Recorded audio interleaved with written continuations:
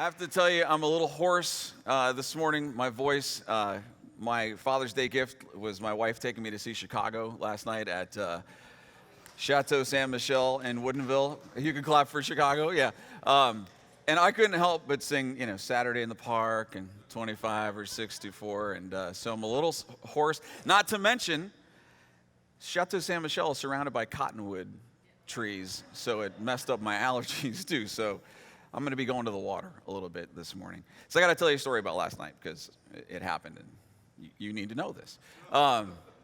So you get there, and there are assigned seats that you pay like $200 for, and then there's the lawn that you pay less than $200 for. And so we had lawn seats, and you have low back chair sections and high back chair sections. So we're in the low back chair section, but we got there kind of late.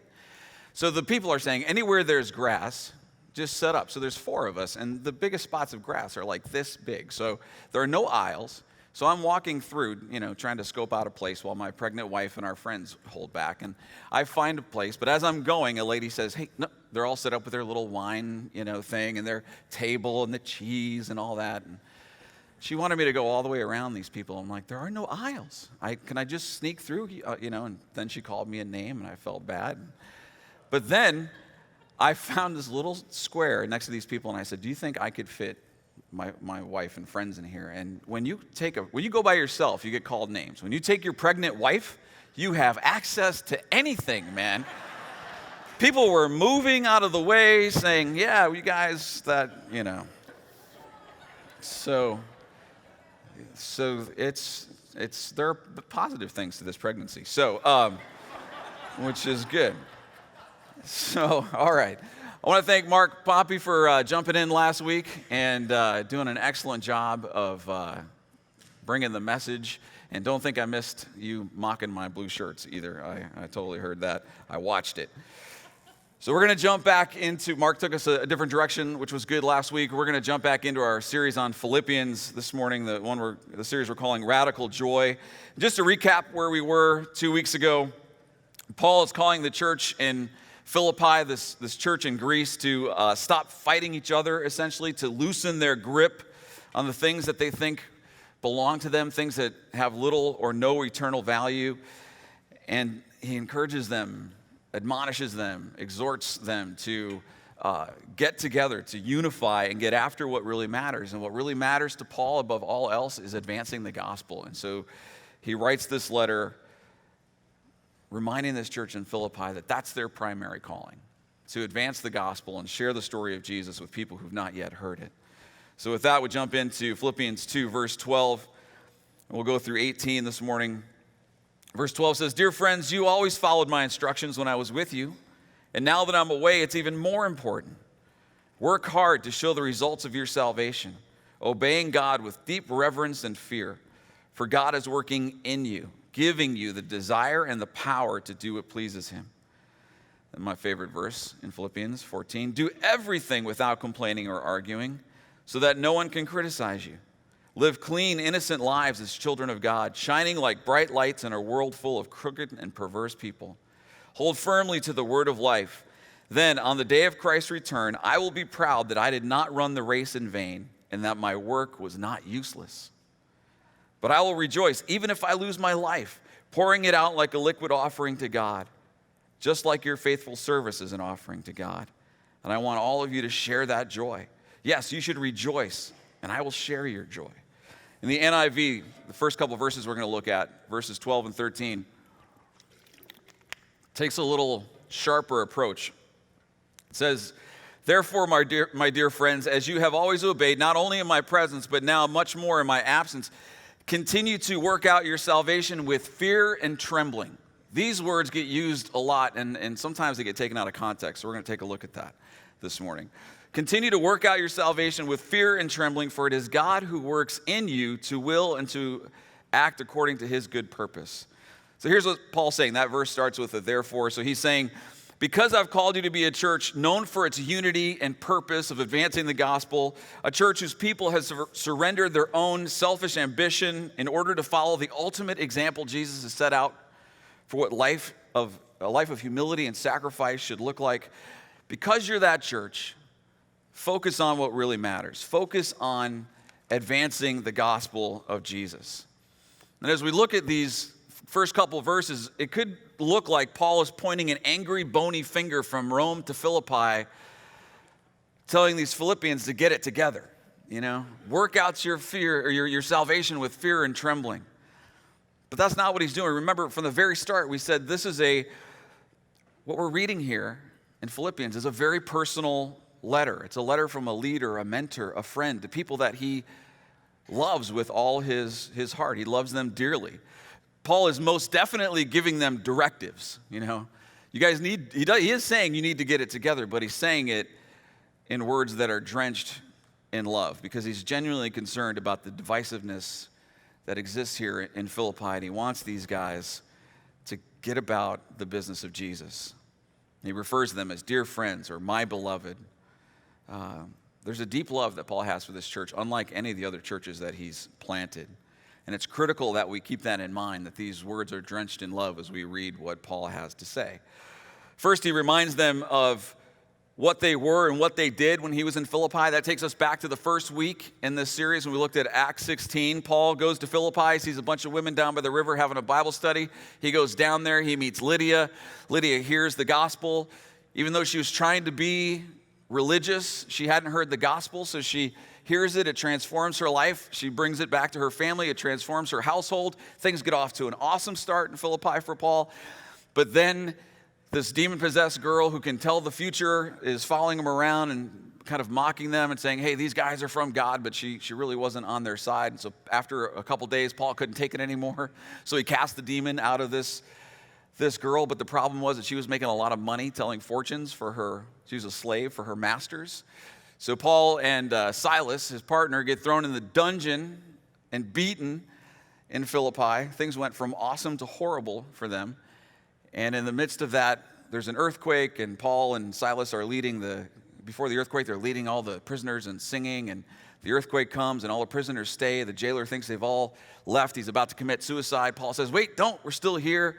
And the jailer can't figure out why this guy wouldn't, jailbreak it, and Paul shares the gospel with him. The jailer, just like Lydia's house, his entire household they become followers of Jesus. So they started a church there. And when Paul was with them, they followed Paul's lead and got after advancing the gospel. And they saw what Paul was willing to endure for the sake of advancing the story of Jesus. And that moved them not only to follow Jesus, but to start a church. But now that Paul is imprisoned in Rome, it's been a while since he's seen his friends in Philippi face to face. And they're facing the danger that every single church has faced throughout history. They've lost their way. They've lost the passion they once had for Jesus, and they've allowed disunity and division and even legalism to come in and take their focus away from their primary calling. And the primary calling of every church, the primary calling of every follower of Jesus is to advance the gospel. It's to fulfill the great commandment and the great commission. Go into all the world and tell people about Jesus. Love God with all that you are and love your neighbor as yourself, right? They had lost their way. And this is a great warning for all churches, including our church, in this letter. And it's to be vigilant about your primary calling. Don't lose it. Don't lose it. Don't let petty arguments over peach chairs or whatever it is, that you find yourselves holding on to with a kung fu death grip, let it go. Don't let those things derail you. If we give things that are petty and don't have any eternal value, if we give those things air to breathe, they will derail our ability to effectively accomplish our mission every single time. And again, Paul's primary reason for writing this letter is not to provide scholars and teachers great theology to parse and debate and write commentaries about. There's great theology in this letter, but Paul's writing a letter filled with heartfelt pleas to his friends to get it together and focus on what really matters, sharing the gospel. And there's great stuff in this letter for us too. Work out your salvation with fear and trembling. I wonder how that lands on you. It doesn't always land on me very well. It kind of freaks me out a little bit, to be honest. So I wonder if these words land on us in any of these ways. Work out your salvation with fear and trembling. Does that bring a sense of angst to your soul? Like, Am I doing that? Does it bring a sense of guilt or shame? Like, I know I'm not doing that. I should be doing that. What's going to happen to me because I'm not doing that? These words bring, fear, just straight up fear. God's going to punish me because I'm not doing that. So I'm going to try to avoid God at all costs because I know I'm not working out my salvation with fear and trembling. Any of us feel that way? Maybe not. Maybe your response to these words, right on, man, I'm doing this. I am working out my salvation with fear and trembling. Man, I am in a prayer group every week. I go to church every Sunday, first hour, get up early. I do my devotions every day. I give my 10%. I'm right there, man. I am working out my salvation with fear and trembling. Right on. Good for you. But then I would say, really? Yeah, really. These are all awesome things, unless we're doing them in a way to appease God and to keep him from punishing us somehow. If that's our motivation, all these things, which are awesome, all the things I mentioned are great things. But if that's our motivation, all these awesome things that are supposed to be selfless acts of worship become legalistic and self-serving religious activities aimed at pleasing a God we don't really know. Because if we knew him, we wouldn't do these religious activities to try to please him. God doesn't need our hollow religious activity. He desperately longs for our attention.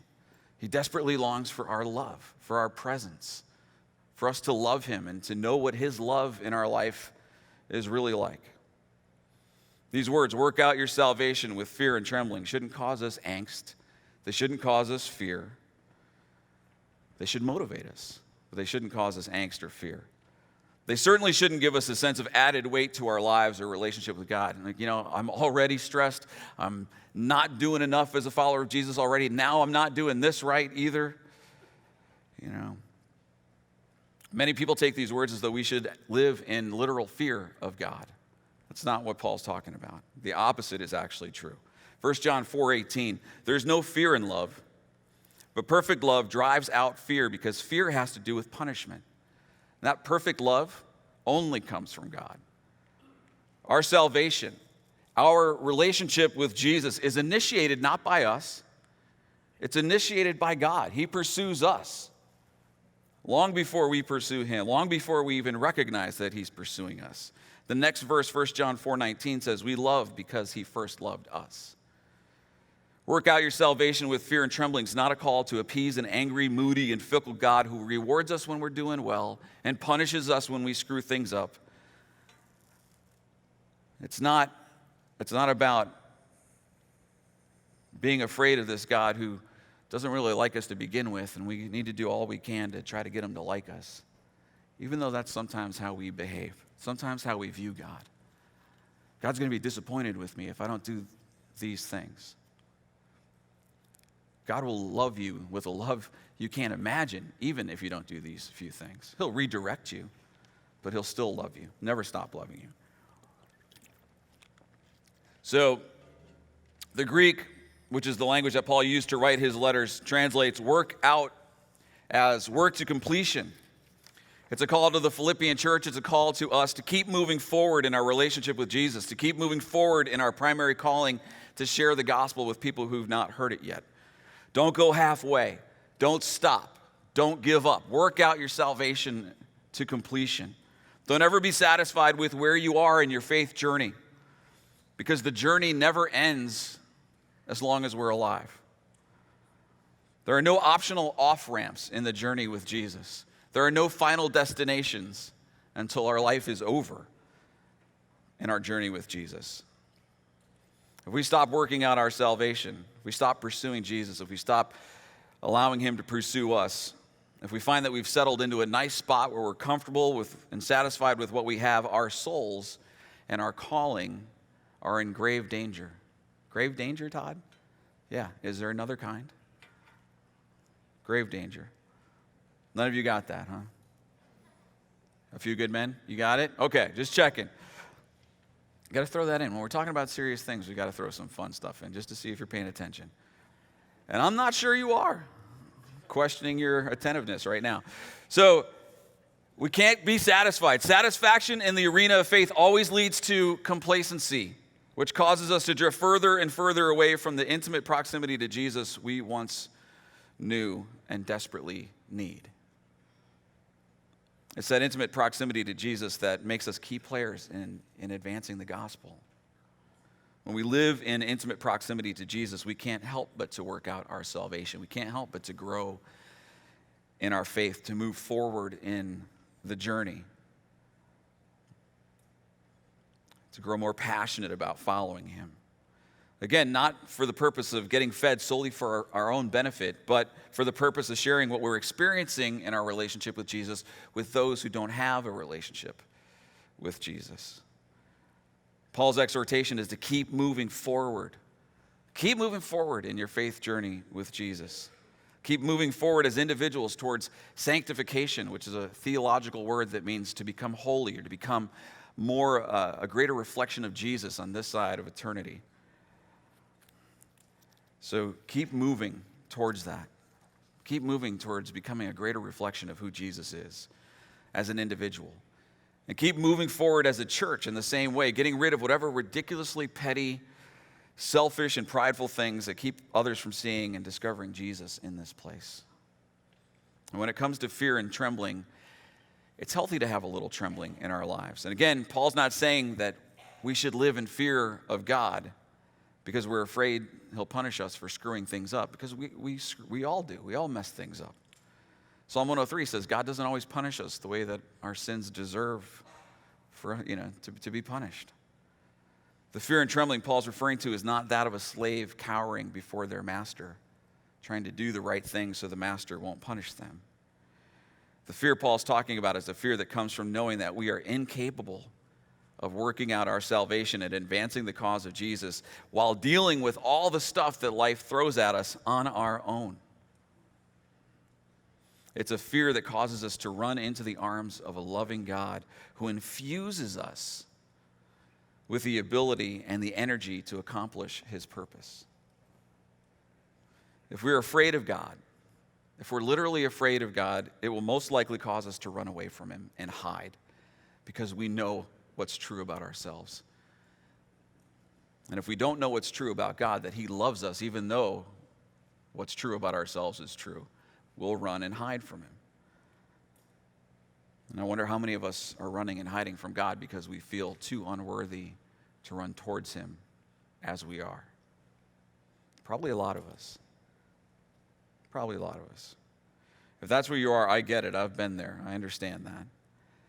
The truth is that our fear, our shame, our guilt, our sense of unworthiness, and our inability to do anything good on our own should drive us into the arms of what Romans 8, Paul writes, of our Abba Father, which is translated, you can't really translate Abba into English, but the best you can do is it's to run into the arms of our Papa, to run into the arms of Daddy, right? And he receives us when we run into his arms. The burden for working out our salvation in fear and trembling doesn't fall completely on our shoulders. It's initiated by God. And then he infuses us with the power and passion to work out his purpose. Next verse 13. For God is working in you. God is working in you, giving you the desire and the power to do what pleases him. That's the NLT, which gets the Greek right. The NIV, for it is God who works in you to will and to act according to his good purpose. It's not God waiting for you to get it together so that you can will your way to work out God's good pleasure. It's God infusing us with his power, with his spirit, so that we can accomplish his good pleasure, so we can accomplish his purpose. Our role is simply to take our lives. I say simply. It's not always simple. But to take our lives as they are in this moment, not as they should be sometime in the future, but as they are in this moment, and surrender ourselves to God so he can accomplish his purpose through us.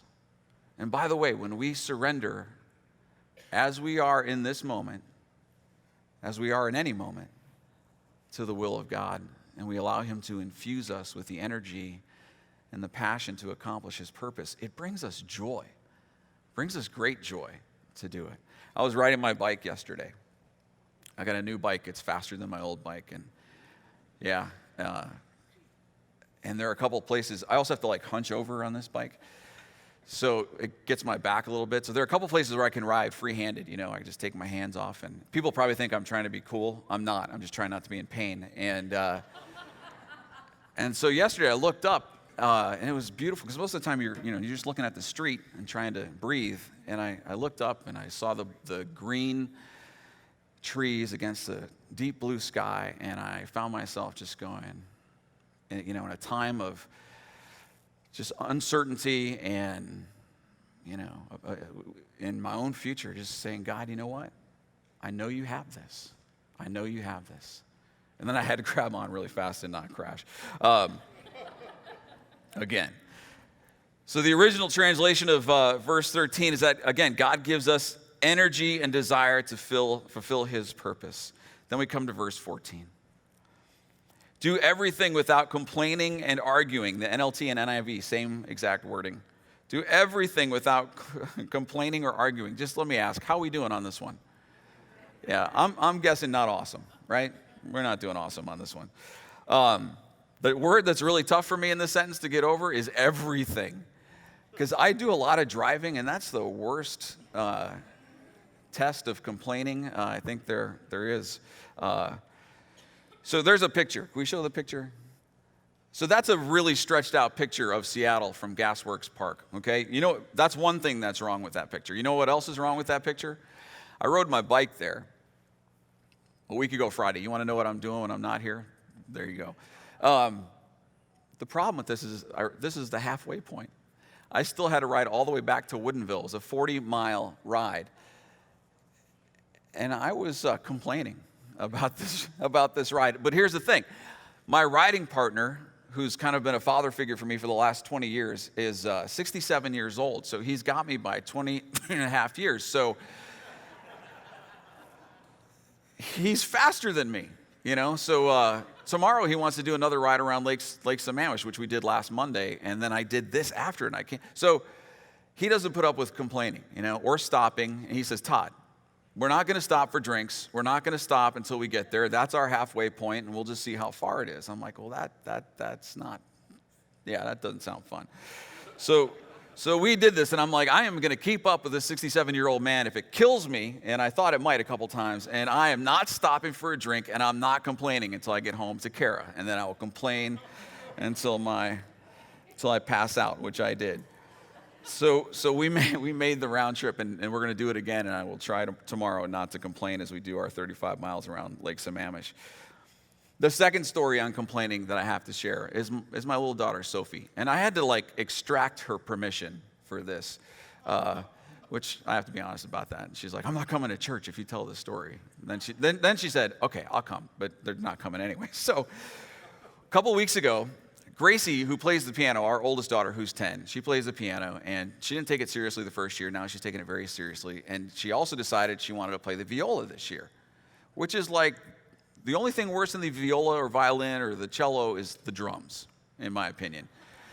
Because even if you have a basement and you can close the door, you can still hear their, And so they had their concert at the North Shore School District, Arts Auditorium or whatever it was. And first you had the beginning students, and then you had the advanced students. And I got to be honest, I couldn't tell the difference between the two. Because the advanced kids did stuff that was too advanced for them. And so we sit through 2 hours, and the only redeeming factor in this thing is that one 6th grade girl wrote her own song, and you could tell that everybody in that band in that orchestra wanted to do that song the best, and they did her song the very best, and it was worth being there just to see how cool that was. But it didn't keep me from having a migraine when we left. So we leave, we're driving home. Kara's got a migraine, plus she's pregnant, and I've, had enough of that. Sophie, she's just lost it. She's in the back seat. She's complaining about everything. She's like, Dad, this isn't, Gracie's doing this. You guys don't care about that. And I'm, finally I say, hey, Soph, you got to take responsibility for some of your own actions. You know that, don't you? It means your choices affect other people. And she goes, Dad, I know, but people keep barging into my nice life and messing it up. And we just cracked up, man. We lost it. And she's like, it's not funny, as she's trying not to laugh. I said, I'm going to use that for the rest of my life. Hey, don't you barge into my nice life and mess it up. Life would be so much sweeter if stinking people didn't do that to us, right? But it's not just people that barge into our nice lives and mess them up. God does that. And he tends to do it on a somewhat regular basis. Proverbs 16:9 says, we make our plans, but then God barges into our nice plans and messes them up, and he determines our steps. So Paul's wording here of complaining and arguing it's referring to a crowd that grumbles and complains constantly about their circumstances, constantly about their leaders, even to the point of considering an uprising. And he's kind of referring to, it's a real small step to seeing that he's actually referring to the Israelites as they trailed Moses in the desert for 40 years. It's the kind of grumbling that we do about our job or our circumstances or the traffic that we're in or the people we don't like or the entire groups of people that we don't like. It's the kind of complaining we do about our in-laws or our church or whatever it may be. Fill in your own blank. I am a world-class grumbler when it comes to meetings that last more than 2 hours. Ask the elders. I am working them 5 minutes into the meeting to make our 5-hour meetings 2-hour meetings, and I've only accomplished it once. So I'm going to keep complaining, just so you know, on that. I'm going to ask forgiveness in advance. Yes. Clapping for that. Just affirmation. There you go. Do everything without complaining or grumbling or arguing. Why? Why should we do that?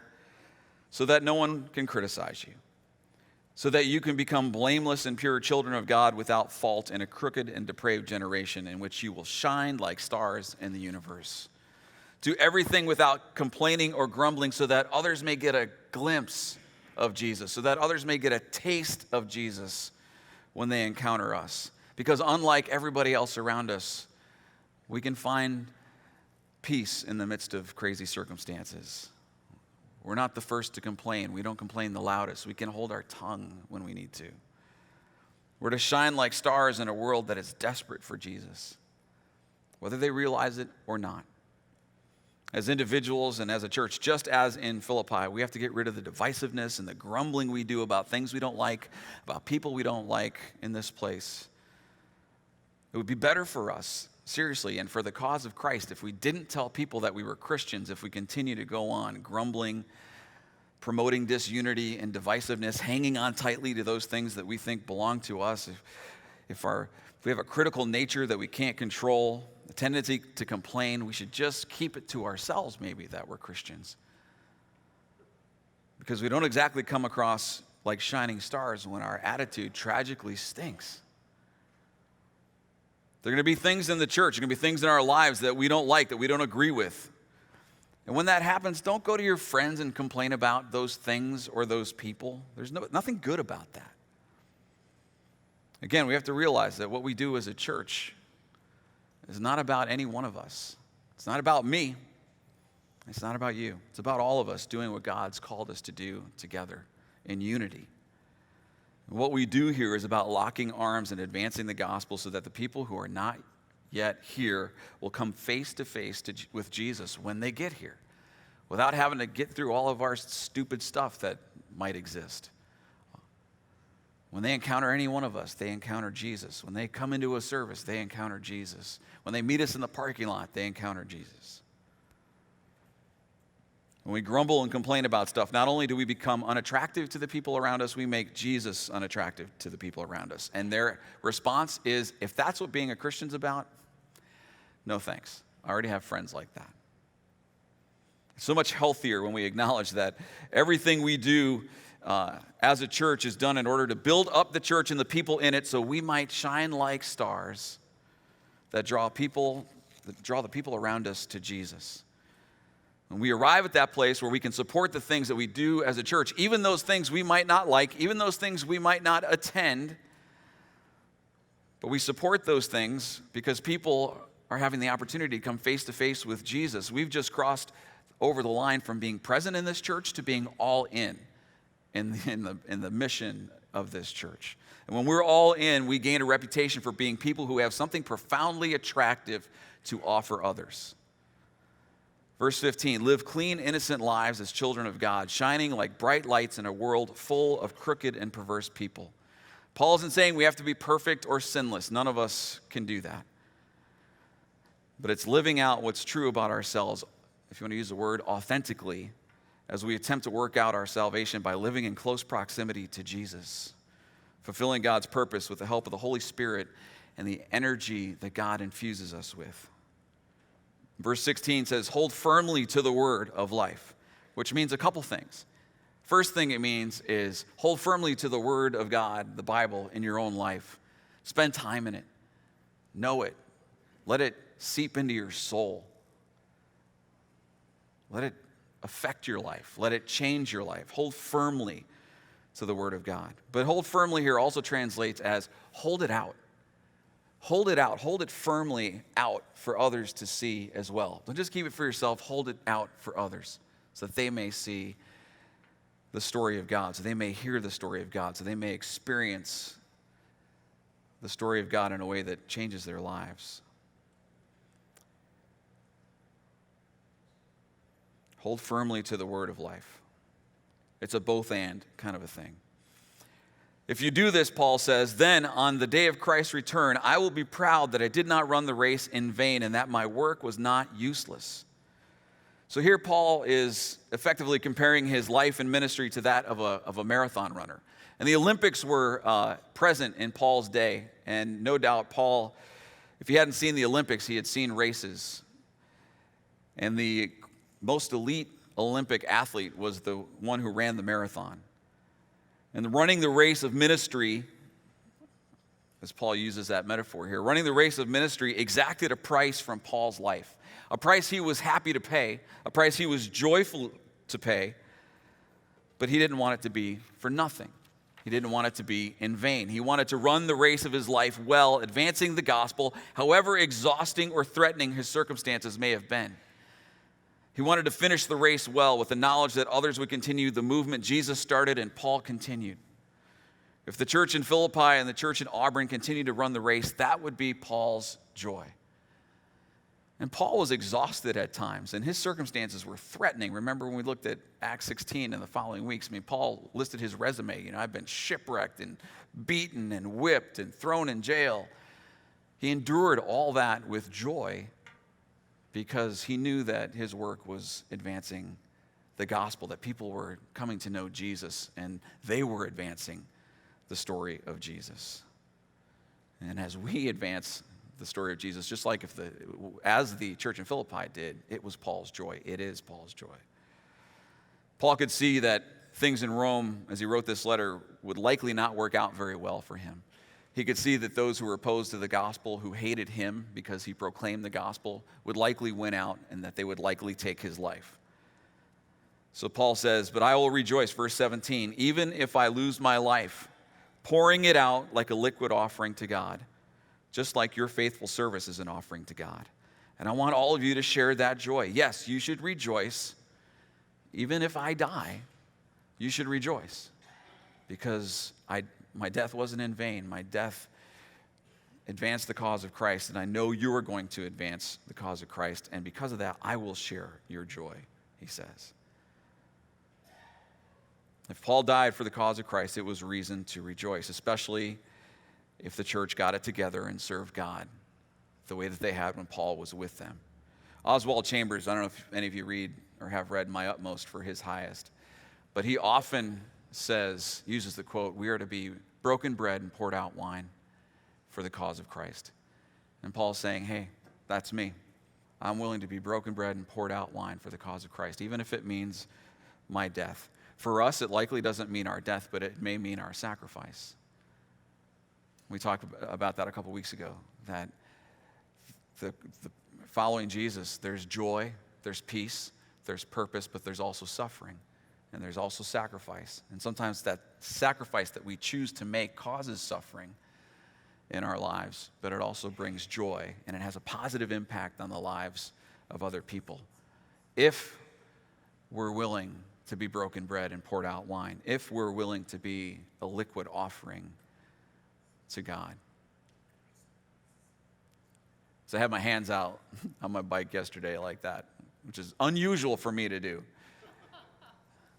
I was really wrestling with God, can I fully surrender? I knew what I was going to say today. I was thinking, can I really say I want to be a liquid offering? I'm willing to be. With an uncertain future and a pregnant wife, am I willing? But Paul was willing. Are you willing? I want to close by just asking these 4 questions. And letting us all just sit with them for a few minutes before the band comes up. It'll be silent, but that's okay. Am I following the selfless example of Jesus by serving others? And I would add, by sacrificially serving others. Am I working out my faith, or have I grown complacent? Am I complaining or grumbling over things that project a distorted and unappealing picture of Jesus? Am I willing to be broken bread and poured out wine for Jesus' sake? Sit with these questions for a minute, a few minutes. Talk to God about these questions. Search your heart, and then the band will come back.